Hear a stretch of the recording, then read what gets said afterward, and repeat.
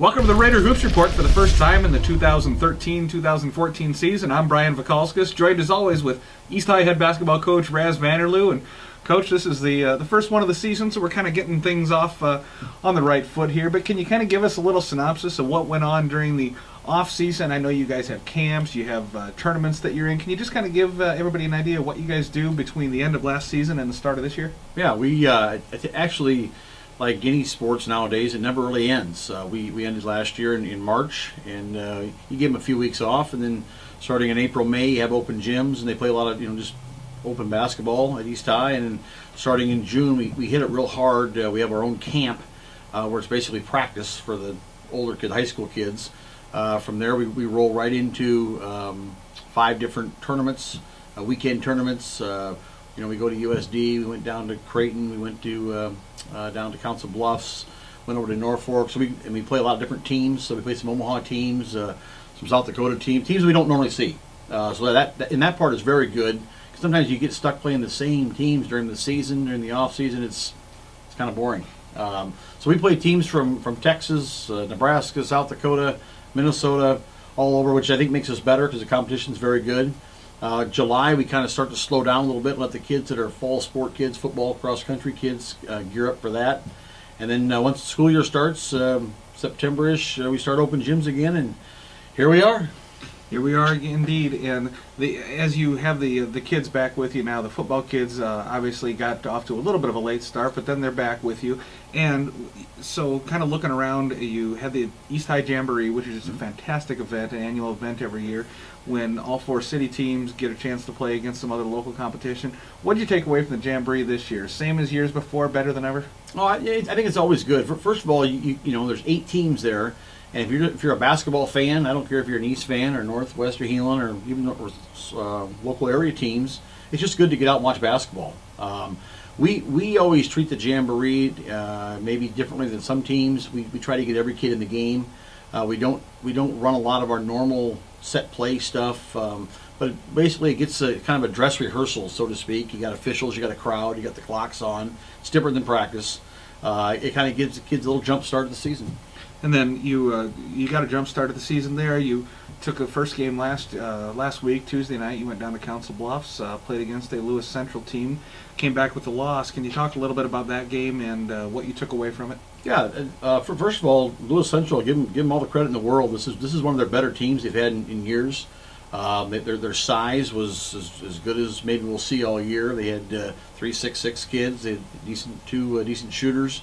Playing on the road your first game with some new guys, and granted we wanted to win. We tried to win. It was a very close game. 3 of our main senior players fouled out in the game. We still had a chance to win. So that there were some good points that definitely came from it. When you can play on the road against a senior-laden team like Lewis Central, have your main 3 seniors foul out, and still have a chance to win, that's a positive. Now, the outcome wasn't positive, but you can't change it, and we learned from it and bounced back on Friday. Well, and you had the long bus drive home and got to think about the game, but you have to flip the page and look forward to your next opponent. Council Bluffs Thomas Jefferson came calling Friday night.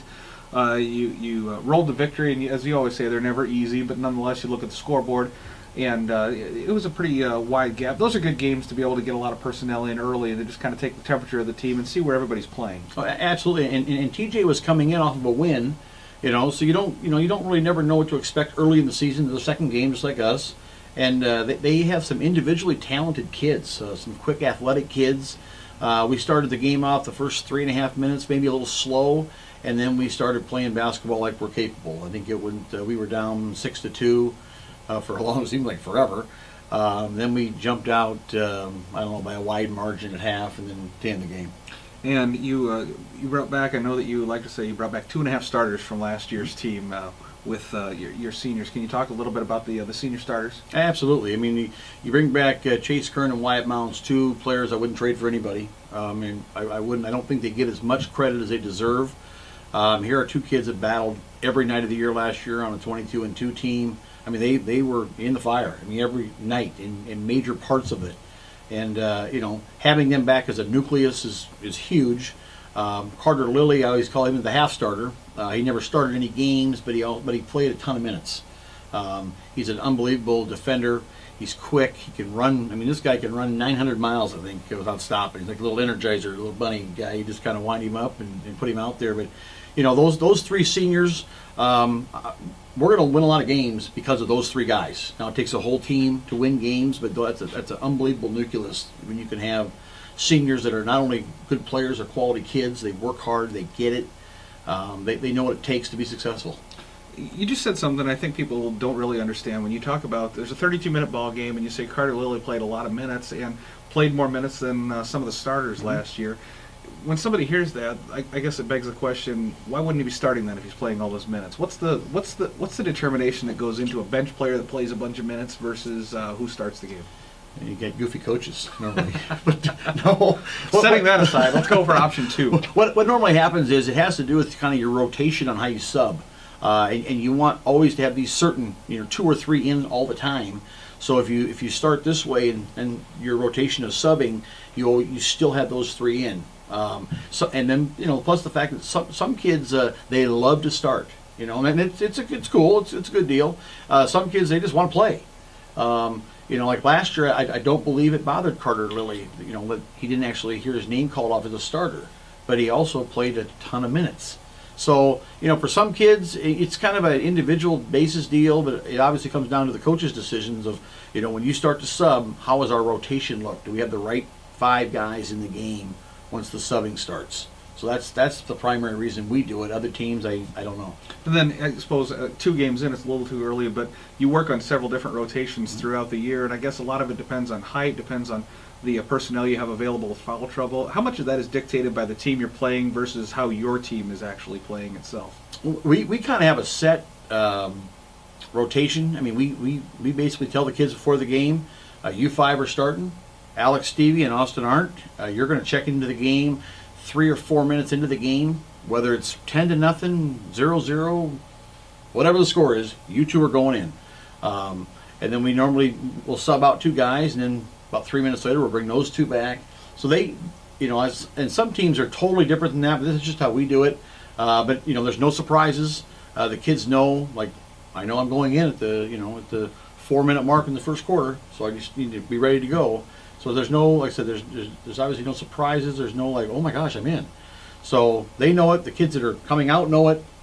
Play hard and see what happens. And as you've gotten off the first couple of games here, we've seen it at the college level, and then it's trickled down now to the high school level where the emphasis is hands off, and it's a lot more offensive-minded game set. It's almost like the days of picking up a charge are over. How did that affect what you told the kids as far as going into the year with how these games are going to be called? Well, we've mentioned it several times that things may be a little different, and I think we noticed it the first game down at Lewis Central. And don't get me wrong, the officials didn't determine the outcome at all. But there were probably some more fouls called in the past. I'm not telling you the college rules are the greatest rules in the world. I think the college game needed to be cleaned up a lot. I just think they went about it way too fast, and it's all trickled down out of high school. But it is what it is, and we all know that.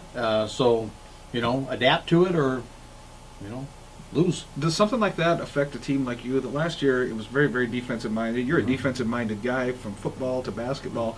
And did you notice a lack of offensive productivity just that would have been caused by, I wouldn't say rough play, but nonetheless defensive play that needed to be changed? Well, we like it rough. We like no fouls being called, but we like it rough. Well, Irish basketball. And we're a hands-on team. I mean, that's not a secret. Everybody knows that we play. We like to do that, and we like to play a rougher style. Will it hurt us this year? Possibly. We've got to adapt to maybe the rule changes a little bit.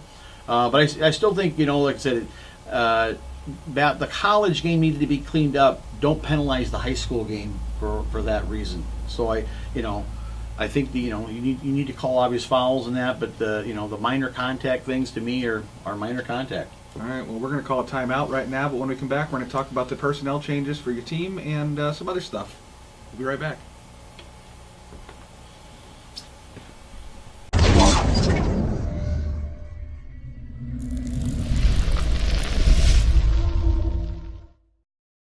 Welcome back to the Raider Hoops Report. Ras Vanderloo. We're talking a little bit about your team this year, and obviously when people come out to the East High Gym, there's going to be some new faces there. Might have seen them play sophomore ball, but for those of us that, or those people that show up at 7:30 to watch the varsity games, not going to recognize. Can you kind of let us know who some of the new faces are that the Black Raider fans are going to see?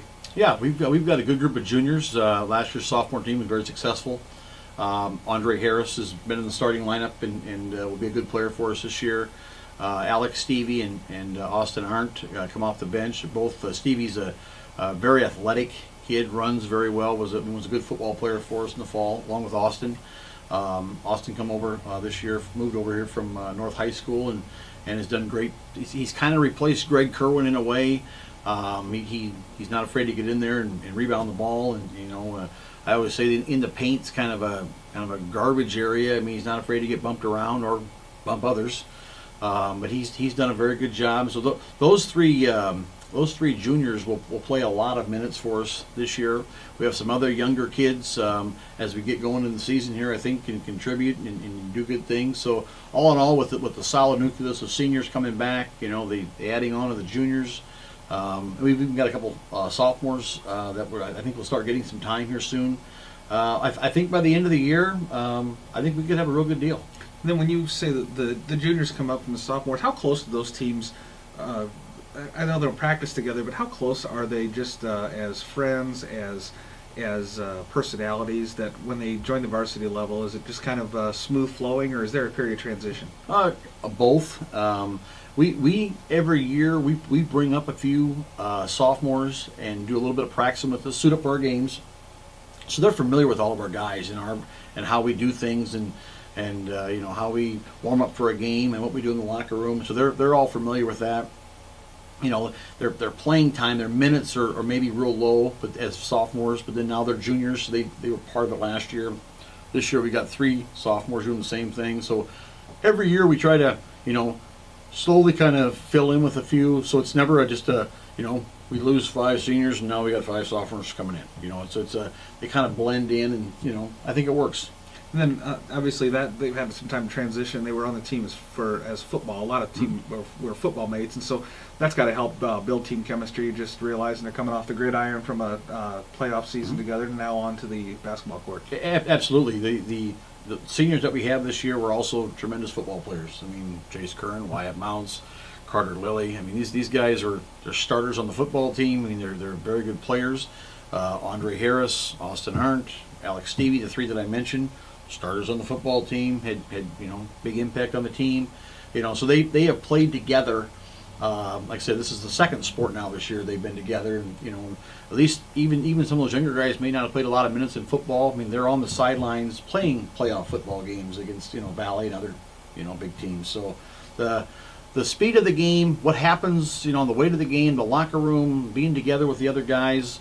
I think it's kind of a natural deal. It kind of flows together. You had a couple of guys suffer season-ending injuries before the season even got started, but nonetheless, they're still part of this Raider team. Can you talk about what their role is? Absolutely. I mean, obviously, it's not a secret. Greg Kerwin was a very big part of our basketball program. An all-conference player last year. Just kind of a tough, gritty winner. Greg he's a winner. Any way you want to look at it, he's a winner. And he helped our team unbelievable last year, and he's helping us this year just being around. He comes to practice. He was on the bus with us going to Council Bluffs on Tuesday. He's in the locker room before the game on Friday. So you may not see him in the game, but he's a very big part of our program still, and will always be. And I feel terrible for those kids that done a ton of work and been a part of programs, and due to an injury. They can't play, but like I said, you may not see them in the game, but they're definitely with us. The other one was J.J. Stevens, junior this year, was doing a good job in football. Also had a severe knee injury, and the same thing as Greg. I mean, they're rehabbing. They're doing all the things they're supposed to do. You may not see them in the game, but they're definitely on the team. You say you feel terrible for them. You've been in coaching a long time. Does it ever get any easier to deal with a player that has to go through that type of a thing? Because probably the first time in their life they've had something cut short like that. Do you ever get used to it as a coach? No.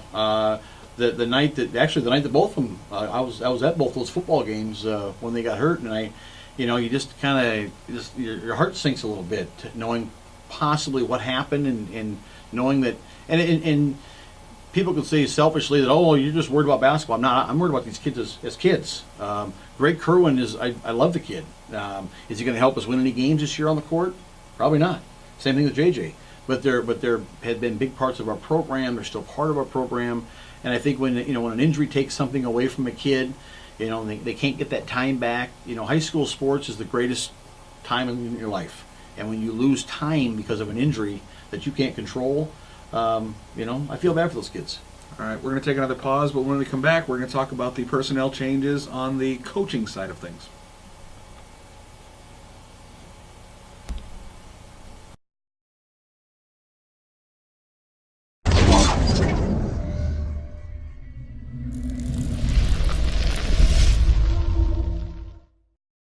Welcome back to the Raider Hoops Report, and Coach, with the new season come changes on personnel changes wise. You added two big names, and it's people who have been through this program that are East High people. And can you talk about them and how important it is to get guys that were homegrown? Absolutely. We have two new guys on our coaching staff that I think anytime you can get an alumnus of the school and someone that's been involved in the program back to coach, I think it's a huge plus. I mean, they know the ins and outs. They know how things work. They know the expectations, most importantly.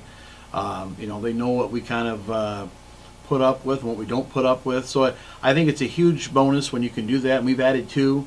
Roman Gentry is a name that anybody that follows East basketball will know. Was an all-state player for us. Did unbelievable great things. Scored 43 points in the state tournament game against Linn-Mar. I mean, that's incredible. Went on and played at Wisconsin, Milwaukee for a year, then went to USD and was an all-conference player there. So his level of play is unbelievable good, and just a good, solid young man. He's working at East High School during the school day, and he's we couldn't be more happier to have him. The other one is Tyler Vanderloo. Obviously, the name matches up with mine, so it was kind of easy to get him. And he's been involved in some very good things. He started off with Iowa State basketball, working as a manager, then went to Iowa basketball. So he spent his last 2 or 3 years at Iowa. When you're working at that level in the inner workings of a basketball team or a staff, I mean, you see, how things were supposed to work and how hard you have to work, to survive. And so he's done that. This past year he was at USD. So he's been involved in 3 Division I college programs in the last 5 years. So just all of that, and then he's been involved with this program since he's been this big. And seeing what goes into it, and that there are hours and hours involved. If you want to be successful, you got to put the time in. And so he has seen all of that, and like any young coach, they have a lot of energy, they have a lot of ideas. Sometimes their ideas are good. They're just They've been tried. They've been tried before. As dumb as people may think some of us are, we've tried everything. So, but anytime you had youthful people that are alumnus of your school, you can't get any better than that. Well, and obviously there's more to it than just an alumnus, because there's certain guys that produce on the basketball court. They're good people on the court. They're great athletes. That doesn't make them a good coach. What do you look for in somebody that when you say, Roman Gentry, this guy will be great teaching young kids how to play basketball? Exactly right. There's some tremendous players that probably couldn't coach a lick, but then there's some guys that weren't very good, like myself. I can't coach either, but you put it all together. But no, Roman is a real conscientious young man. He thinks before he speaks. He's kind of soft-spoken. And never once have I ever heard him say, this is how I did it. It's not about him. He knows it's about the program itself and making kids better. And he for a young coach, he does a tremendous job. He really does. And I'm happy for him. I'm proud of him. He's definitely somebody that I hope for many, many years is a part of our program, because he'll definitely help. Then can you talk about the rest of the personnel that assist you every game and every practice? Mm-hmm. I'll start with our freshmen. We have 3 guys that work with our freshman team: Keith Moncton, Matt Scott, and then Jake Clarahan helps them. Our sophomore team, Dan DeYoung, who's been coaching in Sioux City for maybe 100 years or forever. I know that. Dan is an old school coach who does a tremendous job. I mean, I mean that he does a job that, every year he tells me he's going to retire, and I tell him, no, you can't. So, and every year he's back, which is good. So that might be a union violation, by the way. we have a lot of violations, but he is somebody that he does an unbelievable job, and he cares about the kids, and they produce for him, and Roman helps him. And then at the varsity level, myself, my brother John, who's now been with us for 3 years, Jeff Jepson, who's been a part of our program since he was a player, so he's been involved for 15 or more years. Rob Wooten, a former player, been involved for many years, adding Tyler to the mix. So it's a very good group. Like I said, there's a lot of ties to East High School in amongst those guys, and like I said, I think that's very important. And then getting the kids to buy into it. Do they think it's cool when somebody comes back and this is an alumnus, especially, Vanderloo, obviously they know the name, but Roman Gentry, like you say, everybody know the name. These kids probably grew up watching him when they were in Hayworth Hoops. They're watching Roman play. Is there a certain point which the memories of Roman the player fade away, and he's now Roman the coach, and he kind of loses the star power, and it's just down to business? I think there's both of that going on. There are definitely some kids, because I've heard them talk about it. Oh my gosh, that's Roman. I remember when he scored the 40-some points in the state tournament, and which was awesome, and he led us to a ton of victories with that team. Now he's Roman, the East High employee and coach, and some kids know him just as that. So it's kind of, for a few years, it'll be kind of both of those. At some point in time, you roll into just being the coach. But like I said, he's new enough that kids obviously he was an all-state player and played Division I basketball, and like I said, those guys they're unbelievable to have around. All right, we're going to take one final break, and when we come back, we'll look ahead and then wrap it up.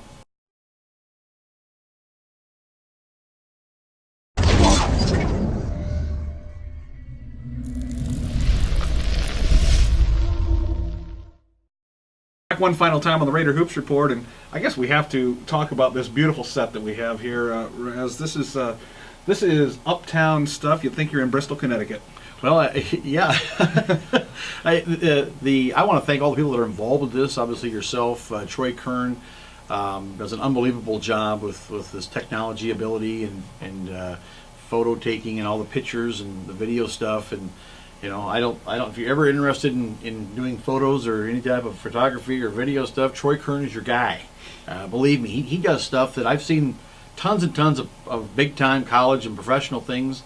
We're so fortunate to have him and the work that he does. It's unbelievable. Well, then, in addition to this set and producing this show, the new website for the Black Raider basketball, it's really something to behold if you haven't checked it out. No, it really is. Like I said, I like to brag about it, and I am bragging. The blackraiderbasketball.com is our website. Everything is on there, all the rosters, our schedule. There are tons of, if you're just into Sioux City basketball or maybe the area basketball, or especially East High, when you're bored at work and the boss ain't around, check it out. There are tons of history on there. Going back to the 20s and 30s and all of the All-Staters we've ever had. Every record, team record going back to the 20s when Coach Naismith was here, up to current record holders. It's incredible. Like I said, along with Troy, Corey Munson has done an unbelievable job with that. And some people they try to give me credit for some of this stuff. No, I just have the big mouth that tries to promote it. But these guys make our program. They take it to a new level. And I think the team does an unbelievable great job of representing East High School. But these guys also, like I said, they raise it up another notch with some of the things that they're able to do to make us look maybe better than we are. Well, you're taking a 1-1 record into next week. Looking ahead, what does the new week provide for you? Well, we got 2 games this week. We're at West on Friday, and West has some individually talented kids, and the Hill kid is capable of scoring from anywhere on the court, and they got some other quick athletic guys, and our defense just needs to be solid, fundamental defense, and we got to play hard, which our guys do often. Saturday night we venture over to South Sioux, and I thought someone was telling me here recently they've lost like 3 home games in 5 years or something, and one of those is to us, so we're proud of that. But one was to West on Saturday night. Well, there you go. So that won't be easy. South Sioux's used to winning a lot of games, and they got some talented kids, and so we'll see what happens. But we're not going to lay down. We're going to play to the end. And it's back-to-back games. You have a whole week of practice to practice for 64 minutes of basketball over the course of 24 Scheduling hours. Sometimes doesn't make any sense, but it is what it is. And back-to-back games are common in high school basketball, so we got to go with it. And hopefully we play well and rebound and play defense and get some wins. Well, you and I couldn't play back-to-back nights, but these 16, 17-year-old kids can do it, I right? couldn't play one night, so. All right, Ras Vanderloo, we'll be back next week for more Raider Hoops Report. Best of luck this week, and we'll see you next week.